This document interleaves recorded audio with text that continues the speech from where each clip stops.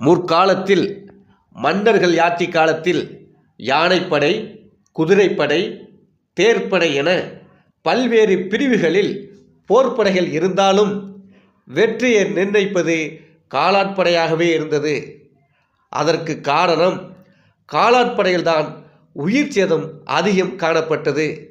ஆகவே போர் வீரர்கள் மன்னராட்சி காலத்தில் காலாட்படையில் பணியாற்ற தயங்கினார்கள்.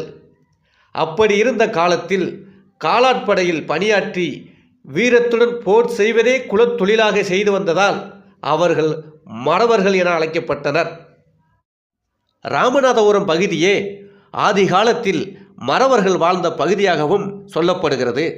ராமர் இலங்கை மீது படையெடுத்த போது ராமருடைய படைக்கே பேருதவி செய்தவர்கள் மறவர்கள் எனவும் அதன் காரணமாகவே அவர்கள் தேவர்கள் என அழைக்கப்பட்டதாகவும் கூறப்படுகிறது. ராமநாதபுரம் பகுதியிலிருந்து தமிழ்நாடு முழுவதும் புலம்பெயர்ந்தவர்கள்தான் இப்போதும் வாழும் முக்குலத்தோர் எனப்படும் தேவர் சமுதாயத்தின் மறவர் பிரிவினர்.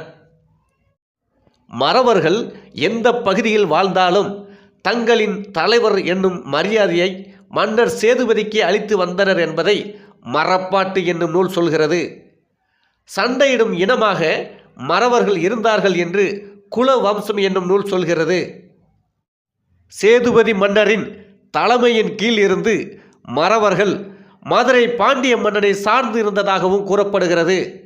மறவர்கள் அதிகமாக வாழ்ந்ததால் 18ஆம் நூற்றாண்டில் ராமநாதபுரம் மறவர் சீமை என அழைக்கப்பட்டது.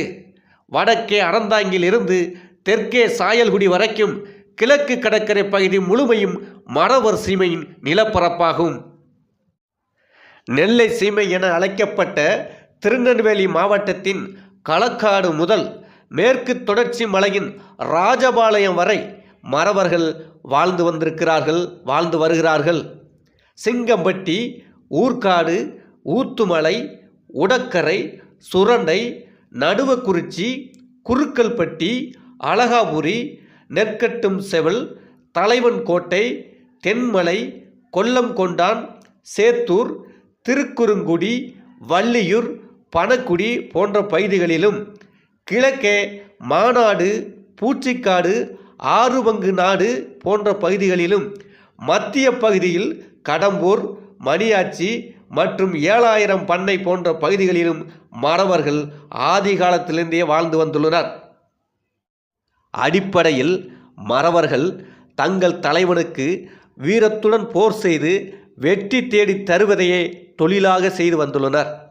தற்போதும் கொண்டையங்கோட்டை மறவர்கள், காரண மறவர்கள், புழுக்க மறவர்கள், செம்மநாட்டு மறவர்கள், கிளையில்லாத மறவர்கள் என்று பல பிரிவுகளாக தமிழகம் முழுவதும் பரவி வாழ்ந்து வருகிறார்கள்.